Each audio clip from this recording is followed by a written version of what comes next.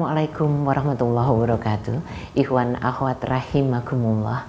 Syukur alhamdulillah kita dikaruniai kesempatan untuk berada bersama-sama kembali di acara sahur bersama tokoh. Alhamdulillah wa syukurillah, tentu tidak lupa salam selawat kita lantunkan kepada kekasih kita, junjungan kita Muhammad Rasulullah Sallallahu Alaihi Wasallam beserta dengan keluarga dan kerabatnya. Ikhwan akhwat, sungguh merupakan kebahagiaan kita berada di bulan yang mulia, bulan yang sangat suci ini.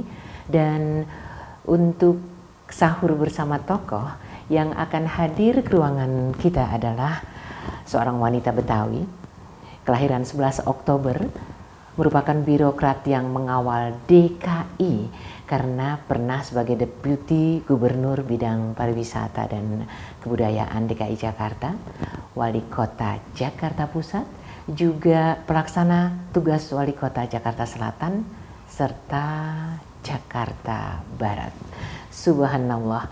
Dan beliau juga kakak yang sangat dikasihi oleh pramuka-pramuka di Nusantara di Indonesia. Gelar profesor diperoleh dari Universitas Muhammadiyah Profesor Dr. Hamka, kemudian S3-nya dari UNJ, Universitas Negeri Jakarta, S2-nya dari Fakultas Ekonomi Universitas Indonesia, dan S1-nya dari Fakultas Hukum Universitas Jayabaya. Yang keren lagi nih ikhwan akhwat, beliau juga merupakan Kepala Satpol PP DKI Jakarta. Peran ini diembannya tentu dengan wow ya. Sementara kegiatan yang masih sampai sekarang menjadi kesibukan yang sangat luar biasa, kontributif pada kehidupan tunas-tunas bangsa adalah sebagai pengajar, aktif sebagai dosen, dan banyak sekali kegiatan lainnya.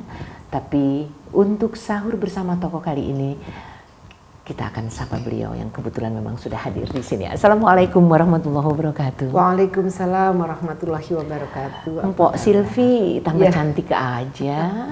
Alhamdulillah, yang paling penting kan cantik hati. Subhanallah. Cantik hati itu insya Allah abadi. Betul. Cantik hati, bening fikir, subhanallah. Jadi terima kasih sekali sudah menyediakan waktu untuk hadir di sahur bersama rasanya tokoh. Kalau dipanggil Rasil itu rugi deh kalau menolak ya. Subhanallah, Ikhwan Ahwat, kalau beliau begitu cinta dengan Rasil, mudah-mudahan kehadirannya membuat kita yang sedang bersama Rasil menjadi semakin lekat ya. Insya Allah, karena Rasil itu selalu balighul anni walau ayah ya, menyampaikan hal yang walaupun kita punya sedikit, tapi ini dakwahnya luar biasa. Dan ini sungguh saya merasakan bahwa kalau kita mendengar Rasil, rasanya banyak hal yang belum kita perbuat gitu. Sehingga makin memotivasi kita untuk berbuat lebih banyak lagi. Jadi menurut Mpok, Rasil bisa mempersuasi yang dengar gitu ya? Iya, betul banget, betul banget. Bahkan kalau saya bilang menjadi Wikipedia. Oh juga, iya? Ya, jadi dictionary buat siapa saja yang mendengar. Jadi kalau misalnya kalau wifi lagi nggak ada gitu, mau googling susah, dengar aja Rasil. Insya Allah kayaknya semua yang kita inginkan jawabannya ada di Rasil. Gitu. Subhanallah. Kalau memang sudah menjadi bagian dari Rasil, sekarang mengisi Rasil untuk sahur bersama-sama, kelihatannya memang akan menjadi sepenggal acara yang sangat menarik. Ngomong-ngomong, bicara soal kita sebagai anak, sebagai ibu juga, karena kita perempuan ya, Mpok Silvi yang cantik jelita ini, bisa nggak ceritain sedikit tentang masa kecil gitu? Kok bisa jadi wanita tangguh perkasa seperti sekarang gitu? Bagaimanapun ini adalah peran, ada dua ya saya kira. Ada namanya internal environment, jadi dari dalam keluarga sendiri siapa yang mempengaruhi, influencer siapa, the significant personnya siapa. Saya kira kita kan ketika lahir seperti kertas putih ya. Nah yang mewarnai itu siapa, pasti ada internal environment. Ada significant person yang ikut mencoret apakah warna kita jadi warna ungu, warna merah, warna orange, itu internal environment. Nah kemudian ada external environment, di mana kita bergaul. Kalau kita bergaulnya baik, pasti kita akan bertemu dengan orang-orang baik. Dan itu juga akan menjadi bagian yang mempengaruhi bagaimana kita bersikap, bagaimana kepribadian kita terbentuk. Kalau dikatakan tangguh, rasanya masih jauh ya. Saya melihat orang tua saya, papa saya seorang ABRI, tentara yang bukan hanya di dalam negeri, tetapi karena di bagian perhubungan sehingga beliau tuh keliling dunia gitu. Jadi makanya saya walaupun orang Betawi, nama saya mungkin nggak mirip-mirip Betawi ya. Jadi Silviana Murni itu juga mungkin bagian dari influence karena papa tuh sering pergi keluar. Nah, ibu saya adalah seorang ibu rumah tangga yang luar biasa, bisa melahirkan 12 anak. Subhanallah. Terus berarti betapa sabar dan perjuangannya luar biasa. 12 anak itu 2 keguguran, 10 itu 9 perempuan dan 1 laki-laki. Wow. Saya lupa ya mendengar bahwa apabila ada seorang orang tua yang punya 3 anak perempuan saja, insya Allah katanya jaminannya surga. Apalagi kalau 9 anak perempuan dan dijaganya dengan sangat baik. Ya mudahan papa dan mama menjadi penghuni surganya Allah. Jadi memang orang tua saya mendidik bagaimana kita mandiri, bagaimana kita bisa menghadapi apapun. Bahkan hal kecil yang dari kecil saya selalu terngiang, apa kata papa gini.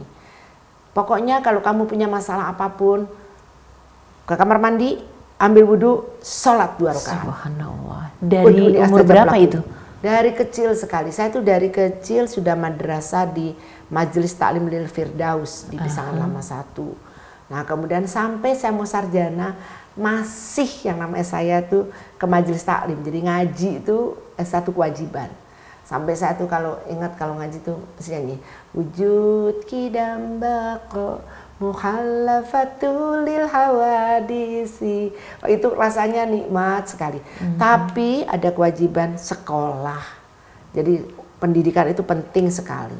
Papa tuh pengen anaknya konsentrasi pada pendidikannya. Alhamdulillah kami semuanya sarjana. Jadi saya bersyukur benar papa mendidik saya dunia dan akhirat. Bukan hanya sekedar agama, tapi papa bagaimana bergaul. Bagaimana papa tidak boleh meninggalkan yang namanya kearifan lokal. Dulu kita punya koran itu berbahasa Betawi, ada cerpen berbahasa Betawi judulnya Si Jampang atau Si Pitung atau Si Buta dari Gua Hantu. Kita suruh baca koran itu dalam bahasa Betawi.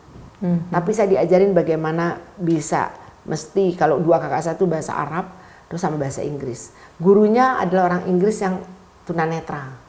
Bayangkan, jadi memang kita dididik betul-betul dunia akhirat. Kita diajarin dansa sama papa, terus tapi nggak boleh lepas ngaji gitu. Kita diajarin masak, tapi juga kita diajarin bagaimana kita ngepel, terus bagaimana kita, pokoknya completely diajarin sama papa almarhum. Dan mama itu jadi tempat curhat kita yang paling asik. Dia sangat mengerti anak-anaknya. Bagaimana papa keras, bagaimana papa itu bisa menanggapi kita dengan disiplin-disiplin yang ketat. Tapi mama selalu menerimanya. Kamu ngerti nggak yang dimaksud papa kamu apa? Ini semuanya adalah untuk kebaikan kamu. Sehingga adem lagi gitu. Kompak banget gitu ya. Kompak. Dan kami itu tidak pernah melihat mama sama papa itu marah. Atau berantem, atau suara, walaupun kita orang Betawi kan, aduh orang Betawi itu kalau ngomong kan ampun ya. Tapi kenapa saya nggak pernah melihat kedua orang tua ribut. Dia kalau berantem, mama cemberut tapi tetap nemenin papa makan. Nah terus kemudian mereka masuk berdua ke kamar, keluar lagi sudah lipstikan, sudah rapi dan siap untuk keluar malam. Mau nonton, mau apa, mau makan malam di luar, berdua kita yang liatin, perasaan tadi lagi cemberut gitu, itu keluar udah, aduh udah luar biasa. Bisa menjadi contoh bagi kita yang mendengar dan menyimaknya. Itu masa kecil. Terus begitu aktifnya setelah remaja dan dewasa itu juga pengaruh apa tuh? Kalau reformasi itu baru dikenal sekitar tahun 70-an ya, 75, 70, 80-an gitu. Saya mengenal demokrasi itu sudah sejak kecil. Kami punya meja demokrasi. Jadi meja makan kami itu adalah meja demokrasi. Papa selalu menerapkan aturan-aturan. Di sini kamu bebas, ada kebebasan mimbar. Dulu baru dikenali sekitar tahun 75-an Malari. Kalau kami mengenal dari kecil, di SD, SMP udah tahu namanya kebebasan mimbar. Kebebasan mimbar itu ada di meja makan. Kita namakan meja demokrasi. Jadi kita ber-12, tambah mama sama papa, 10 gitu. Kita selalu bercengkrama di meja makan. Selesai makan, apa pendapat kamu, apa keinginan kamu, semua kita sampaikan di sana. Kalau setelah kita berargumentasi, wah kadang kita tuh punya di rumah tuh ada namanya Ensiklopedia Britannica. papa beliin di waktu kecil. Jadi kita suka cari. Misalnya contohnya gini, Pap, besok saya mau camping. Terus yang lain nih, biasa ini persis seperti LSM gitu yang lain. Camping kemarin baru pergi gitu. Pasti ada itu yang, jadi kan kita harus bertahan gitu. Apa itu camping? Kenapa mesti camping? Apa manfaat camping? Kenapa mesti camping? Udah semuanya dipertanyakan. Ya kenapa? Kamu sering pergi gitu. Jadi kebayang deh, 11 kan itu bapak ibu sama 9 putra putrinya. 10 tambah mama sama papa 12. Oh malah 12 ya? 12 ya. Satu meja makan 12 Satu diskusi. Meja makan, ya diskusi semuanya ngomong. Ntar kalau kita jawab begini, enggak tuh kayaknya di sini begini. Dan kita harus bertahan gitu, bagaimana bertahan. Terus kalau misalnya hari itu kata papa bilang, tidak, kamu tidak boleh camping. Terus kita menunggu waktu berikutnya untuk makan. Kapan ya saya punya alasan lagi. Jadi saya benar-benar mesti memikirkan bagaimana alasan yang tepat, saudara-saudara semua menerima, dan papa mengatakan, yes kamu boleh camping. Itu sebuah perjuangan yang luar biasa. Karena sudah ada exit permit gitu ya dari ayah gitu artinya, ya. Memang papa mengajarkan kita berdemokrasi, menghargai pendapat orang, kita juga harus mengkritisi orang dengan membangun, itu ada dididik.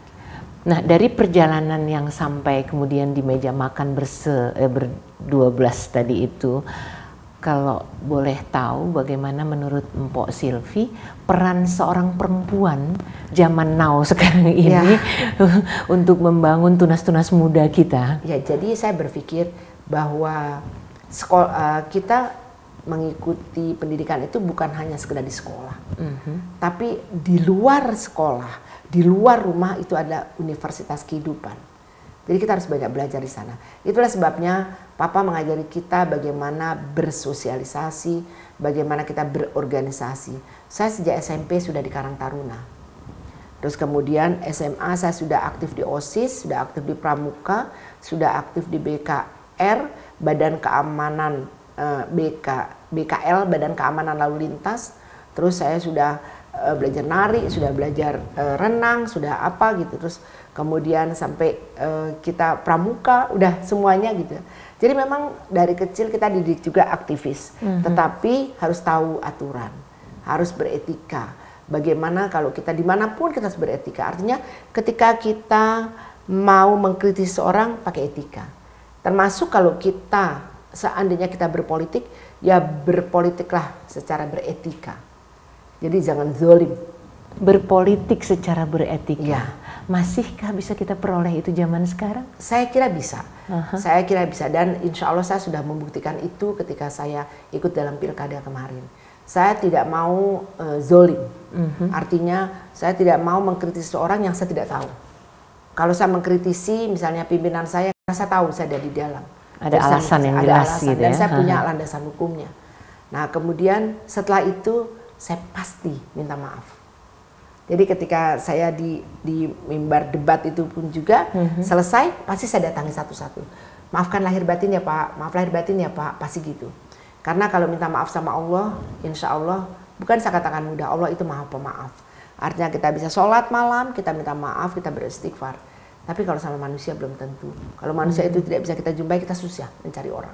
Akhirnya saya pikir saat yang tepat, kalau saya merasa bahwa sekalipun dia bersalah, kayaknya pantas juga kok saya memulai minta maaf. Ini gambaran yang luar biasa bagi perjalanan rohani seseorang ya. Apalagi kalau melihat begitu banyaknya peran yang Mpok Silvi lakukan sepanjang perjalanan hidup ini. Pernah nggak satu kali mendapatkan sesuatu mentok banget cuma bisa bersandar kepada Allah gitu? Sering Pas kali, apa tuh? Sering kali. Jadi saya tadi mau menceritakan gimana sih peran perempuan zaman now. Saya suka berpikir gini, yang pertama kali ketika kita masih gadis, ketika kita belum menikah, orang tua kita adalah ridhonya Allah. Kalau kita diridhoi oleh orang tua kita, insya Allah Allah ridho. Tapi ketika kita setelah berkeluarga, ar-rijalu qawwamun 'alan nisa, gitu. Laki-laki telah pemimpin bagi kaum perempuan. Sehebat apapun kita mesti taat pada suami. Dan suami itu adalah pintu kita menuju ridho ilahi.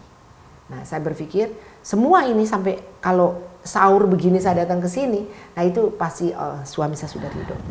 Dan saya selalu pulang pergi cium tangan, pulang pergi minta izin. Puasa yang sejak saya lakukan, insya Allah puasa Senin Kamis sejak SMP, saya pasti minta izin sampai sehari ini. Pak besok mau puasa ya, iya gitu. Kalau dia lihat saya agak-agak pucat atau apa, maaf, Pap besok mau puasa, sehat? Mesti ditanya gitu. Kalau nggak sehat, ingat ya, jangan memaksakan kehendak. Jadi berarti maju langkah seorang wanita itu juga sangat dipengaruhi oleh bagaimana pasangannya. Pasti, the man behind the gun. We are the dream team, saya suka mengatakan begitu. Kepada anak saya, kepada menantu saya suka bilang begitu. Jadi kita harus the dream team, harus kuat, tim work yang solid, harus saling mendukung. Jadi ketika saya ikut pilkada pun nggak, anak-anak saya, menantu saya juga, Mam semangat gitu. Saya bilang kamu jangan sedih ketika saya bisa dibully di media sosial atau apa. Percayalah Mama melakukan hal yang insya Allah kamu semua tahu perjuangan Mama seperti apa gitu. Dan menurut saya sebuah artinya ketika kita sudah berada di sebuah pilihan, life is choice gitu ya. Ketika kita terus kemudian Allah berkenan lain, saya suka bilang Robbi anzilni munzalan mubarakah wa anta khairul munzilin. Al-Mu'minun 29, saya ingat betul itu. Jadi tempatkanlah aku di tempat yang penuh berkah, karena Engkau Maha Pemberi tempat penuh berkah. Kalau saya bukan wakil gubernur DKI Jakarta saat ini, saya yakin Allah punya skenario yang jauh lebih baik. Sehingga saya alhamdulillah tetap move on. Karena khairun nas anfa'uhum linnas. Saya ingin menjadi manusia yang bermanfaat kapan saja, di mana saja. Kan pengabdian bukan hanya di balai kota, tapi juga bisa di mana-mana. Dan saya alhamdulillah saat ini bermesraan, bermitra dengan baik Pak Anies maupun Mas Sandi. Bahkan saya juga suka telepon, suka WA dengan Pak Jarod. Artinya hubungan kita, saya jaga betul silaturahim itu. Dari apa yang dirasakan, diterima selama perjalanan menjadi putra-putri ayah ibu yang luar biasa tadi, dengan model pendidikan di rumah yang seperti itu, diterapkan juga dengan anak-anak? Pasti, anak-anak saya sekarang mirip benar gaya hidupnya seperti saya dengan papa saya. Jadi dia sudah bagaimana, saya suka mengatakan gini, kita bertentangan apapun antara suami istri, hanya kita berdua yang tahu. Jadi kita harus berada di kamar, harus berdebat mati-matian, pokoknya kita keluar udah kompak lagi. Keluar kita harus one policy in your family. Oh, wow, gitu. Saya katakan gitu. Dan nggak boleh kalau kita mau pergi ribut. Karena kita nggak tahu apakah ini pertemuan terakhir, mungkin saya dipanggil Allah atau suami saya. Jadi setiap kita mau berpisah, kita harus yakinkan bahwa kita berpisah baik-baik. Dan kita saling mendoakan, dan kita saling mendukung. Bukan saat ini aja. Makanya saya bertekad, saya ingin berkarir, saya ingin menjadi perempuan yang bermanfaat untuk banyak orang, tapi saya mendapat ridho dari Allah melalui ridho suami saya. Terus kemudian saya yakin betul bahwa saya tidak melupakan kodrati saya sebagai perempuan. Itu yang penting.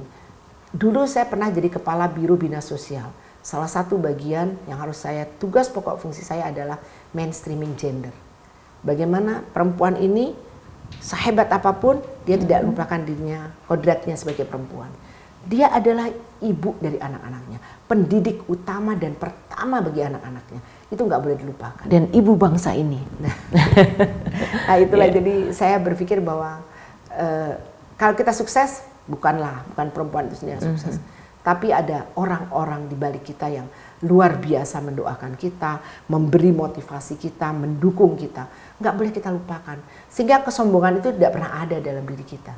Kalau dikemas dengan pemikiran betul, seperti itu. Karena kita berpikir mungkin saya menjadi deputi gubernur karena suami saya mendoakan saya.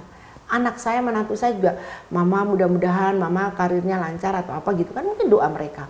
Dan kalaupun saya mendapat sesuatu atau rezeki, ini mungkin juga bukan rezeki saya, tapi rezeki suami, rezeki anak, mungkin rezeki anak-anak asuh saya yang melalui saya saja, melalui saya. Keren banget, anak asuh, kalimat yang akrab dengan telinga kita ya Ikhwan Akhwat. Dan masih banyak lagi yang dapat kita serap dari kehadiran Mpok Silvi kita ini. Nanti bersamaan dengan sahur kita di pagi ini akan kita simak lagi beberapa hal yang mudah-mudahan mempersuasi kita untuk menjadi perempuan yang begitu kontributif terhadap bangun dan tumbuhnya tunas-tunas bangsa kita. Terima kasih untuk Anda yang selalu berada bersama-sama dengan Rasil untuk Islam yang satu.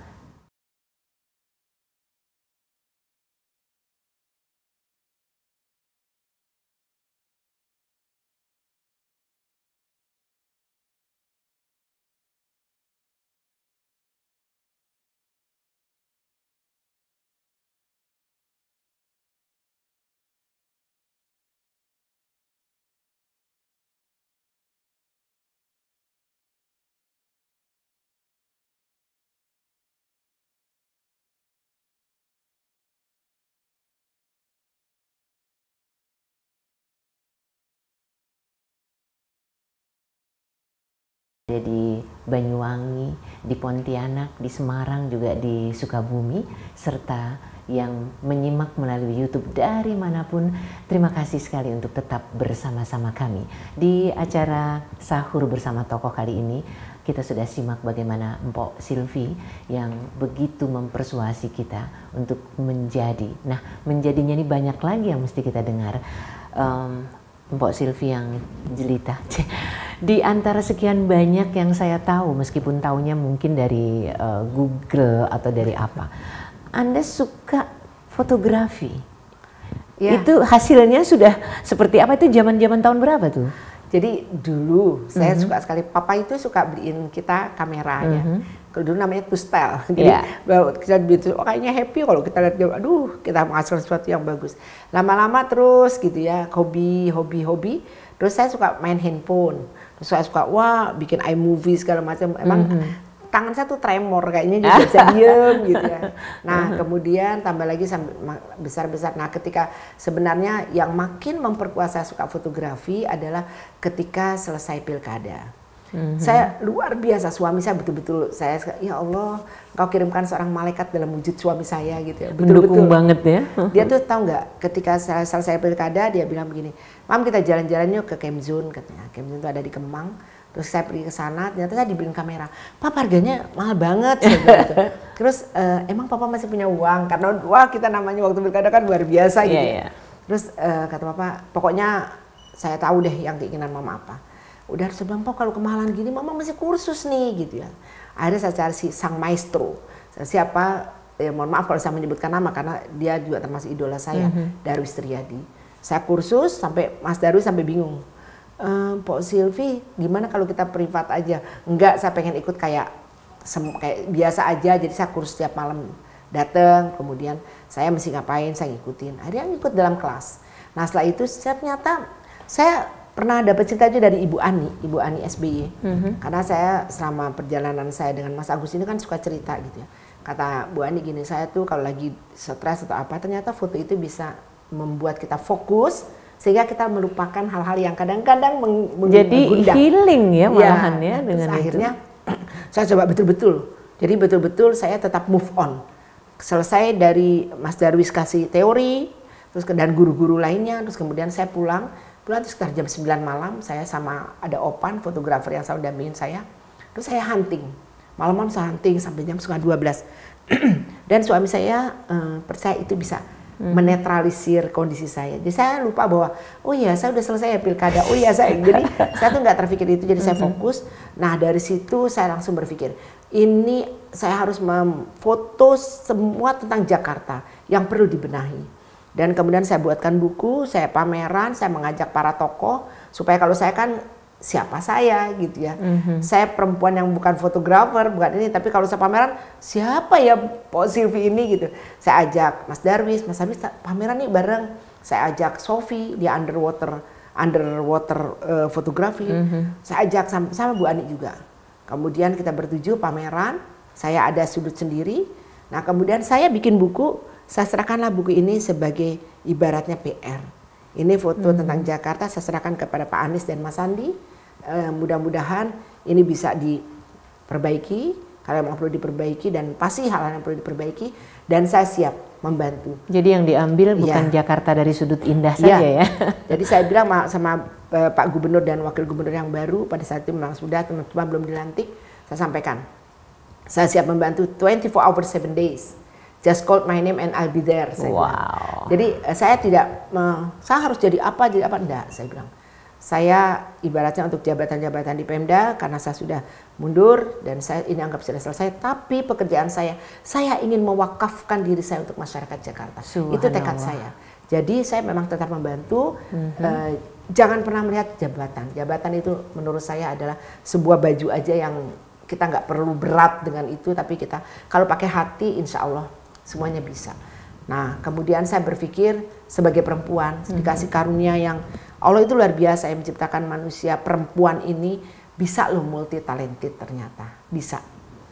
Saya yakin betul bisa. Kenapa? Kenapa saya sampai guru besar padahal saya PNS? Saya sambil bekerja, sambil menjadi ibu, menjadi istri, saya juga sekolah sambil sekolah terus. Kemudian saya belajar terus. saya pikir yakin kenapa Allah berikan perempuan dengan segala kelebihannya. Saya yakin kita harus memanfaatkan kelebihan itu dengan baik. Multi talented dan di mata Mpok Silvi sendiri terkait dengan pendidikan, karena Mpok kan udah sampai profesor sebegitu, selama hidup nggak belajar gitu ya namanya ya. Amin. Sampai sekarang masih belajar terus, karena masih banyak loh. Makin belajar makin tahu kekurangannya. Ternyata aku nggak ngerti apa-apa nih gitu. Bagaimana pendidikan kita? Ya, saya melihat gini, orang itu, mohon maaf ini, bagi maaf tanda petik, bagi oknum-oknum yang berada di jalur birokrasi ini, rasanya pendidikan itu hanya untuk sebuah titel. Jadi menurut saya bukan semuanya, tapi janganlah gitu, janganlah. Kita niatkan bahwa kan pada ayat pertama Al-Quran itu jelas sekali bahwa kita harus belajar. Iqra. Itu kan artinya baca. Baca itu artinya belajar, melihat fenomena. Nah ini yang harus kita sikapi bahwa oh ya memang kita harus belajar ya sepanjang hayat gitu. Harus belajar. Tapi bukan sekedar belajar untuk diri kita. Ayo baligul ani walau ayah. Ayo sampaikan apa yang kita tahu. Walaupun kita cuma sedikit. Mungkin saya kalau di Rasil ini nggak pas banget. Saya bukan pendakwah, saya bukan ustazah. Tapi saya pikir saya punya hal-hal kecil yang saya bisa sampaikan gitu. Kalau kita misalnya baca sifat-sifat Allah yang 99 itu kan, Masya Allah kalau saya pikirnya ini benar-benar Allah ini dibalik Asmaul Husna itu ada pembelajaran yang luar biasa. Bagaimana kita mesti ya Latif, bagaimana kita melembutkan hati kita yang mungkin emosional menghadapi. Bayangkan saya pernah jadi kepala Satpol PP, ngelihat bagaimana orang kekeh pengen berdagang di tempat-tempat yang dilarang gitu. Kan ada emosi di sana. Tapi kalau kita sering ya Latif, ya Latif, ya Latif, itu melembutkan hati kita. Bagaimana kita harus kuat misalnya. Ya Gowi, misalnya apa ya Gowi, kalau kita ingin juga kayak ya Goni, seperti kayak gitu. Itu ternyata di balik itu tuh banyak sekali makna itu gitu. Ya saya sekali lagi bukan ustazah, tapi saya pikir setiap kalau kita mau belajar, insya Allah lah. Perempuan itu sekali lagi, saya suka sekali dengan misalnya perempuan-perempuan siapa sih yang hebat yang ibu kagumi gitu. Saya suka Margaret Thatcher misalnya. Dia tangan besi tapi tetap keluarganya damai, baik-baik saja. Kelembutannya nggak hilang. Kelembutannya nggak hilang. Ibu Susi, bagaimana dia begini, tapi dia tetap dengan cucunya, dengan apa, saya melihat sendiri, saya gabung beliau dengan waktu di Sunter, saya lihat, aduh ibu nih dengan anak-anak dia betapa lembutnya gitu ya. Ibu Sri Mulyani misalnya, dia seorang yang luar biasa gitu. Jadi Menteri Keuangan yang sampai di level dunia gitu ya, terbaik. Gitu. Nah itu dia juga pasti punya sisi-sisi bagaimana dia jalan mesra sama suaminya, dia juga sama anaknya. Nah itu menurut saya yang multi talented seperti itu harus dijaga terus. Dia tetap kognitifnya jalan, otak kiri dan kanannya tetap dipelihara dengan baik. Mestinya perempuan seperti itu. Khadijah, bagaimana nggak luar biasa, seorang entrepreneur, dia kaya sekali, dia mampu mengangkat ekonomi kota Mekah gitu. Tapi di satu sisi ketika dia menikah dengan Nabi Muhammad SAW, bagaimana dia mengorbankan semua hartanya, mengorbankan dirinya untuk perjuangan suaminya. Kan perempuan yang luar biasa. Aisyah dengan kemanjaannya, tapi dia bisa membuat Nabi Muhammad menjadi sangat mencintainya, tapi dia juga bisa menyampaikan ayat-ayat itu kepada perempuan-perempuan lain. Bagaimana kedekatannya sebagai seorang istri yang manja gitu. Tapi dilihat, nah ini dicontohkan juga gitu lewat Aisyah. Ya, jadi inilah yang saya pikir Allah itu mengirimkan seorang Rasulullah yang luar biasa dengan istri yang masing-masing punya kelebihan-kelebihan yang luar biasa. Jangan lihat cuma pengen kawinnya aja, tapi dari apa sisi dari lain perempuan-perempuan itu yang luar biasa. Ya, jadi multi talented itu memang beruntunglah kita sebagai wanita sebetulnya. Insya Allah, insya Allah. Asal di jalan yang benar, di jalan yang benar. Sekali lagi itu jalur yang harus benar-benar benar, bersih, bening gitu ya. Makanya saya punya moto dalam hidup saya, smart work hard. Jadi bekerja keras dengan cerdas, with heart. Karena Allah menciptakan dalam seluruh dirimu ini ada qalb, ada segumpal darah qalb. Kalau saya menerjemahkannya qalbu. Itulah menjadi filter buat kita. Ini baik atau tidak. Smart work hard with heart. Saya tambahkan based on, berbasis pada 2 R. Apa itu 2 R? R yang pertama ada religion, agama. Kalau kita ingin selamat di akhirat nanti menjadi husnul khotimah, ya religi. taat kafah. Walaupun saya belum menuju ke arah itu. Yang keduanya regulation. Kita ingin selamat di dunia, kita hidup di dunia kok. Taati aturan. Aturan apa? Mulai dari aturan RT, aturan RW, sampai Undang-Undang Dasar 45, sampai Pancasila. Taatilah aturan-aturan itu, insya Allah. Ya, sebagai manusia pasti kita punya salah. Tapi kalau kita selalu ingat kembali kepada Allah, insya Allah. Kesalahan demi kesalahan itu kita sadari, dan insya Allah kita nggak akan mengulang kembali. Amin, mudah-mudahan kita semua bisa mengambil gambaran itu.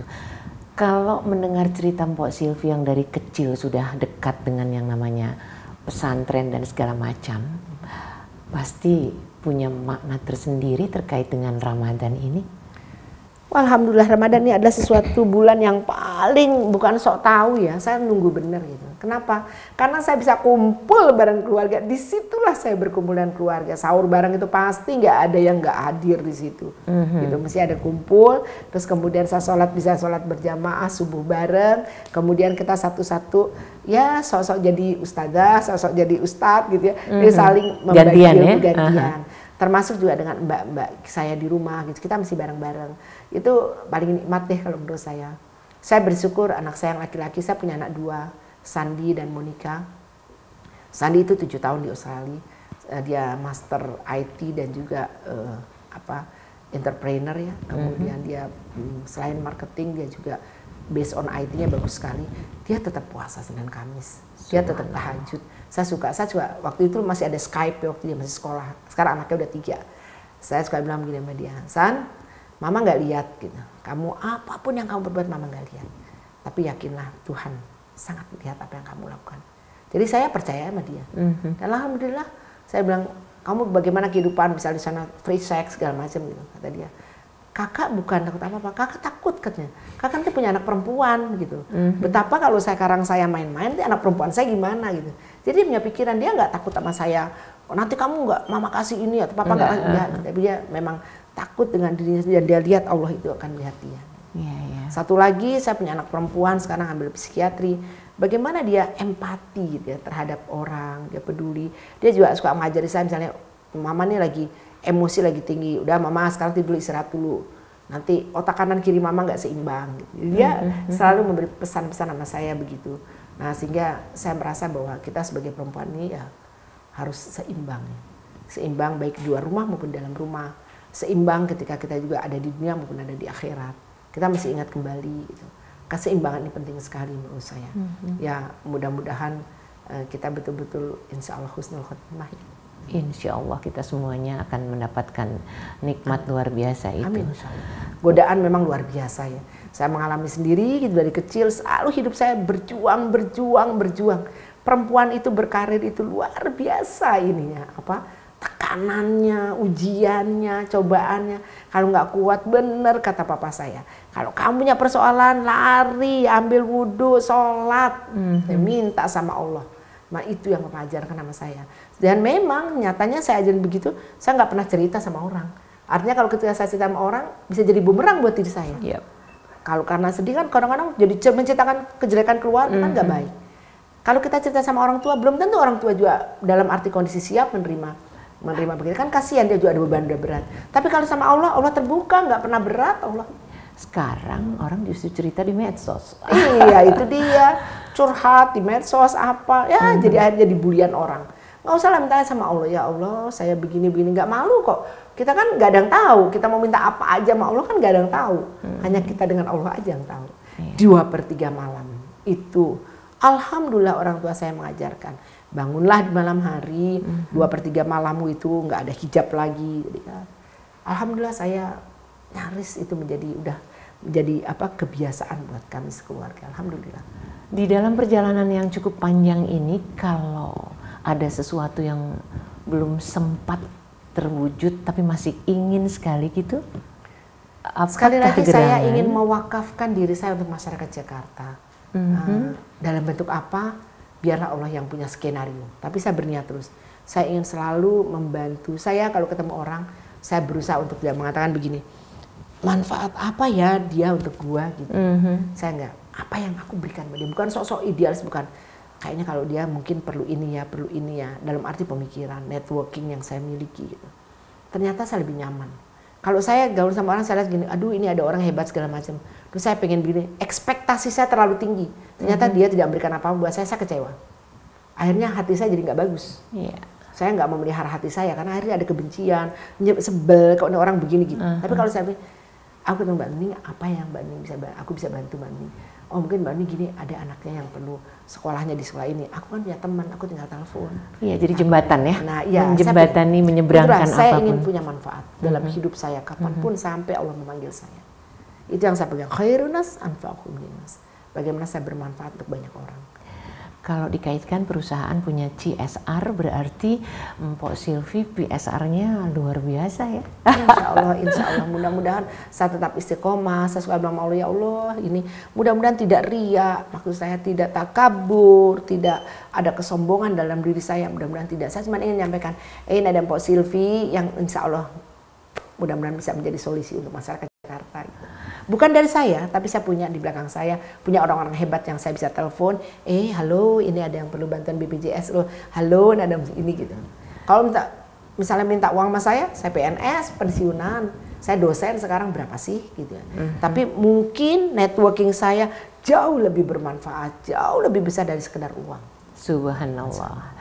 Jadi ikhwan akhwat, kalau kita mendapat gambaran Pok Silvi itu kayak jembatan ya, nyeberangin orang yang dari sini mau ke sana, yang dari sana mau ke sana, dan itu dilakukan sejauh dia mampu dan siapapun dapat memperoleh satu keberuntungan dari situ, mungkin kita juga boleh coba ya, menjadi bermanfaat untuk siapapun dan apapun. Ngomong-ngomong Pok Silvi terkait dengan masih di bulan Ramadan ini, dari tahun ke tahun anak-anak juga bersama-sama melewati dan mengisinya. Itu apa kira-kira yang bisa dibagi ke pendengar atau pemirsa Rahasil untuk Islam yang satu ini? Ada pertanyaan anak-anak yang kadang-kadang saya suka bilang gini, jangan tanya hanya dengan satu orang, termasuk dengan mama papa. Mungkin aja kamu bisa tanya lagi. Jangan juga menjudge orang by the cover. Don't judge the book by the cover. Ini orang kayaknya alim banget, udah pasti benar, kamu percaya 100%. Enggak. Tetap ada filter dalam diri kamu. Dan tanya, kalau kamu misalnya ada jawaban, ini biasanya kita lakukan ini di bulan Ramadan nih. Kita ngobrol misalnya gini, Mam kenapa ya kalau ada orang sholat tuh yang satu pakai kunut, yang satu enggak gitu. Nah, kamu harus dalami, jangan kemudian, oh yang nggak pakai kunut itu pasti salah, yang pakai itu benar. Jangan pernah menjudge orang. Apalagi mungkin ilmu kita masih jauh gitu dari. Jadi biarkanlah orang melakukan ibadah, nanti Allah juga akan memberikan petunjuk. Kamu minta sama Allah, pilihkanlah yang terbaik, selalu menjalankan yang terbaik. Jadi ya insya Allah. Nah saya pikir Ramadan ini adalah waktu kita untuk membersihkan diri. Nah di sanalah kadang-kadang saya suka kasih tips-tips bagaimana kita. Saya suka bilang, Mama kok bisa sih nggak makan gitu, Sabtu, Senin sampai misalnya kadang-kadang misalnya ada kan suka ada tuh puasa yang Yaumul Bid, gitu. Yaumul Bid saya tuh barengan sama Senin Kamis. Jadi Senin, Selasa, Rabu, Kamis, Jumat gitu. Saya bilang gini, makanya saya suka kasih tips sama anak-anak saya gini. Akhirnya alhamdulillah dia sih bisa. Misalnya gini, ketika minum, saya bilang, kita minum. Kita merasakan nih, saya minum. Bismillahirrahmanirrahim. Oh gini ya rasa teh. Itu direkam, saya bilang. Direkam dalam long term memory kita. Oh teh itu rasanya seperti itu, manisnya seperti itu. Nanti ketika kita lagi puasa, aku pengen minum teh deh. Bayangin aja ngerasa, gitu. Aku udah mendalami itu gitu. Misalnya mau makan rujak, aku udah tahu kok pedas rujak. Terus namanya kita pengen makan semur, aku udah ngerti kok rasa semur gitu. Sehingga akhirnya nggak ada rasa lagi, nggak ada rasa kita, aku pengen makan ini, nggak gitu lagi. Gitu. Dorongan untuk lapar juga hilang. Hilang karena saya sudah menikmati itu gitu kan. Kalau kita udah pernah nyoba kita tahu rasanya. Tapi ya emang harus artinya mensyukuri, terus benar-benar dinikmati gitu. Jangan makan itu makanya asal masuk gitu. Kalau asal masuk kita nggak tahu tempe goreng itu rasa seperti apa ya. Tapi kalau kita makannya Bismillah, terus kita apalagi kalau saya suka ngajak maju saya Allahumma barik lana fimma razaqtana wa qina adzabannar gitu ya. Nah dia waktu ketika makan itu kita udah langsung masuk, semua yang masuk ke dalam tubuh kita bukan sampah gitu ya, tapi hal-hal yang bermanfaat untuk tubuh kita. Udah gitu dikunyahnya bener, jangan cepet-cepet gitu ya. Ini kalau lihat lagi ya, akhirnya kamu gendut, yang ada dalam dirimu sampah. Ketika sampah ada, malas puasa. Oh berarti itu juga yang membuat Mbok Silvi tetap ramping ya? Bukan, saya kalau ramping itu pengennya kenapa ya, supaya saya sholatnya nggak berat gitu. Kalau kita kemakan kekenyangan, sholat itu Masya Allah berat, terus ngantuk gitu. Makanya saya alhamdulillah 2018 udah no rice, saya bilang. Saya udah stop makan nasi. Ya, saya makan pengganti, tetap ada karbo. Saya bukannya diet ini enggak, saya cuma tidak makan nasi. Karbonya tetap ada. Dan saya udah konsultasi sama dokter. Sama sekali tidak sebutir nasi pun? 2018 insya Allah no rice. Betul-betul saya nikmati itu. Banget. Jadi diganti dengan yang lainnya, diganti karbonya. Dengan lain. Ada yang lain kok. Kita bisa punya kentang, kita punya ketela, kita punya yang lain bisa kok. Saya sudah bisa makan rendang tanpa nasi. Dulu saya pernah, kalau namanya rendang pasti pakai nasi, enak banget. Dan nasinya banyak. Tapi sekarang saya sudah bisa makan apapun tanpa nasi. Ternyata bisa. Harus. Bayangkan ikhwan akhwat, kalau punya masalah pergilah ke kamar mandi. Ngapain? Nah, yang jelas adalah ambil wudhu. Nggak usah di kamar mandi juga bisa ya. Tapi maksudnya bahwa kalau rujukannya setiap masalah larinya ke sana, keren banget ya. Amin. Apalagi kalau tadi kita dengar juga, wakafkan dirimu, pikiran, waktu dan segalanya yang ada pada dirimu untuk, nah ini keren banget. Bisa nggak kasih tips terkait dengan wakafkan kita kepada orang-orang atau apapun yang ada di sekitar kita? Ar-Rahman ayat 31 kali Allah memperingati kita. Fabi ayyi ala'i rabbikuma tukadziban. 31 kali. Apa niat? Kenapa Allah sampai menciptakan ayat itu 31 kali berulang-ulang? Artinya ada sesuatu ini harus kita pelajari. Kenapa? Karena memang betul terlalu banyak yang Allah berikan pada kita, nikmat yang luar biasa. Nikmat tangan kita di usia 60 bisa gerak-gerak. Nikmat mata kita bisa melihat. Bahkan saya harus copot kacamata kalau saya baca Quran. Itu nikmat yang luar biasa. Enggak sesek, kita bisa nafas dengan enak. Mata kita juga bisa kedip-kedip. Ketika kita mau pipis, itu kan nikmat yang enggak bisa kita hitung. Mungkin triliunan kali nikmat kita. Masa kita dikasih nikmat tuh kita enggak berbuat sesuatu sih? Sekedar angkat telepon ketika ada orang yang butuh sesuatu. Enggak keluar dari duit kita loh. Kita bisa minta tolong loh. Ini ada sampah yang ini di depan saya. Aduh, sampahnya bau. Seperti di Kopassus dulu. Sampai, 30 tahun nggak pernah tersentuh. Alhamdulillah saya gatukan ketemu, akhirnya sekarang jadi tempat pengolahan sampah terbaik di Kopassus, di Lilitan. Kenapa nggak bisa? Bisa gitu. Berarti tempat lain pun juga akan dapat diperlakukan seperti itu. Ya? Nah ini menurut saya, kalau kita tahu bahwa Tuhan udah memberikan kita yang luar biasa, masa sih nggak ada kontribusi kita kepada yang lain? Dzolim la in syakartum la azidannakum wa la in kafartum inna azabi lasyadid. Nah itu yang saya takut. Itu yang saya takut. Saya takut betul. Saya manusia yang saya suka bilang saya perempuan biasa dan bukan siapa-siapa. Tapi saya ingat dari yang kecil ini, saya ingin berbuat yang terbaik. Cukup yang kecil-kecilnya. Allah itu suka sekali asal kita istiqomah, tapi dengan hal yang kecil-kecil. Jangan kita pengen, tapi cuma sekali-sekali gitu kan. Jadi mensyukuri yang kecil-kecil itu, nikmat mana lagi yang kita dustakan itu betul-betul harus kita genggam ya. Hati juga, makanya kalau Agi bilang bersihkan hati, jangan kau nodai, bersihkan hati, lentera hidup ini. Nah menurut saya memang hati harus bersih, nggak boleh dendam, nggak boleh benci, nggak boleh sombong. Orang punya kelebihan kok, kita akui aja, kita puji.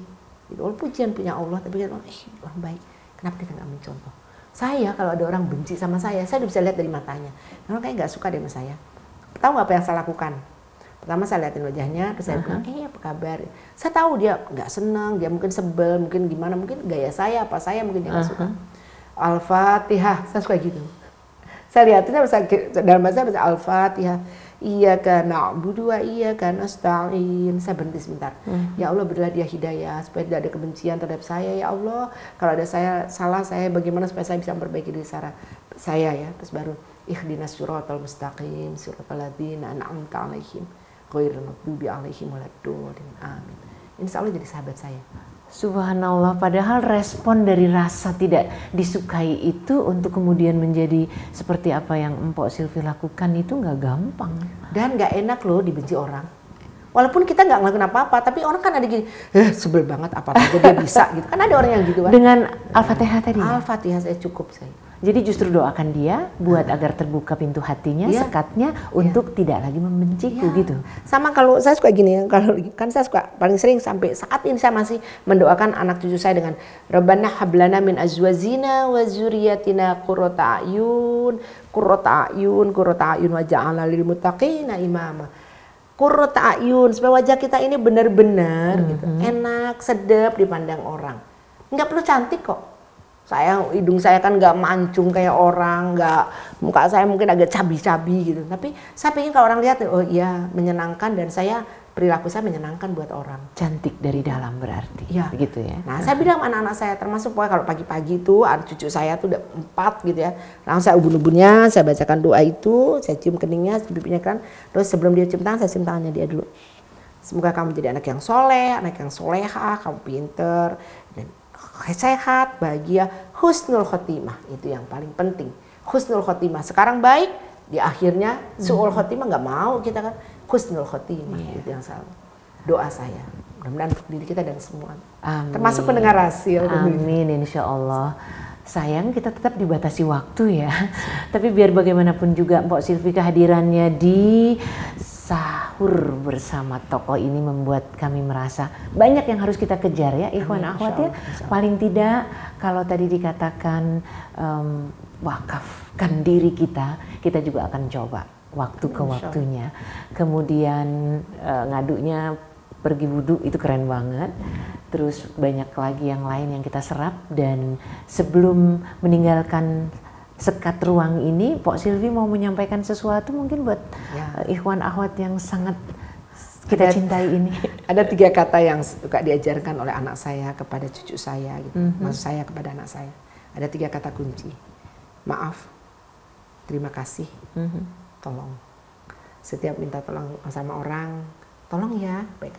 Ada terima kasihnya. Ya, terima kasih dan ada maafnya. Maaf lahir batin. Kalau omongan saya salah, omongan apa, supaya mereka nggak memendam ini dan kita selesai dengan tugas kita bahwa kita sudah minta maaf. Soal dia memaafkan atau tidak, itu urusan dia dengan Allah. Selebihnya kita sudah minta maaf. Termasuk dengan Radio Rasil, saya mohon maaf lahir batin kalau ada kata-kata yang barangkali nggak pas, saya keliru atau mungkin saya belum seperti yang saya katakan. Maafkan lahir batin, tapi insya Allah kita menuju ke arah sana. Husnul khotimah. Terima kasih sekali Pok Silvi untuk kehadirannya. Mudah-mudahan ya Ibu Indonesia, Ibu bangsa, dan kita sebagai ibu dari tunas-tunas muda kita dapat menyerap banyak menjadi, karena biar bagaimanapun juga seorang yang keluar dari rumah seperti yang tadi Pok Silvi bilang itu banyak sekali dipengaruhi oleh bagaimana keluarga itu membesarkan dan menumbuhkan dirinya. Sekali lagi terima kasih Pok Silvi. Puasa ini mudah-mudahan kita bisa lakukan dan lewati dengan sebaik-baiknya. Insya Allah lahir batin. Dan ikhwan akhwat, sekali lagi dimanapun acara ini bisa disimak, apalagi kan kalau di YouTube bisa didengar kapan saja ya. Mudah-mudahan akan memberikan manfaat. Satu lagi, puasanya bukan cuma lahir batin tapi juga gadgetnya dibikin puasa ya.